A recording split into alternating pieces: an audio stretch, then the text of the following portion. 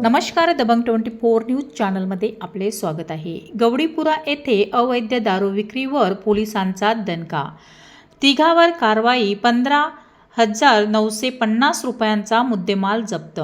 अमरावती गवडीपुरा परिसरात सुरू असलेल्या अवैध दारू विक्रेत्याविरोधात फेजरपुरा पोलिसांनी धडक कारवाई करत 3 आरोपींवर कारवाई केली आहे। या कारवाईत एकूण 15,950 रुपये किमतीचा दारूसाठा व मुद्देमाल जप्त करण्यात आला। पोलीस आयुक्त राकेश ओला यांच्या निर्देशनानुसार ही मोहीम राबविण्यात आली।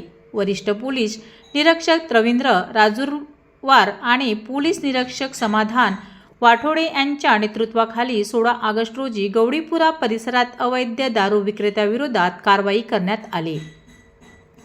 पहिल्या कारवाईत रिजवाना भोजा चौधरी हिच्याकडून MD कंपनीच्या 14 नग, IB कंपनीच्या 13 नग इंग्लिश दारूंच्या पावट्या तसेच देशी दारूंच्या 180 मिलींच्या 48 पावट्या असा एकूण 11,550 रुपयांचा मुद्देमाल जप्त करण्यात आला। दुसऱ्या कारवाईत बानो गंगू रायलीवाले हिच्याकडून प्लास्टिक डबक्यात साचलेली गावठी दारू एकूण 26 लिटर किंमत 2,600 रुपये जप्त करण्यात आली।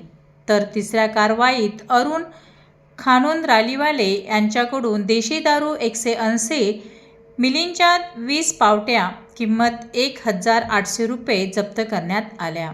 या तिन्ही आरोपींवर महाराष्ट्र दारूबंदी कायद्यानुसार कारवाई करण्यात आली आहे। फेजरपुरा पोलिसांच्या या कारवाईमुळे परिसरातील अवैध दारू विक्री करणाऱ्यांमध्ये चांगलीच खळबळ उडाली असून अशा अवैध व्यवसायाविरोधात पोलिसांची कारवाई सुरूच राहणार असल्याचेही स्पष्ट झाले आहे।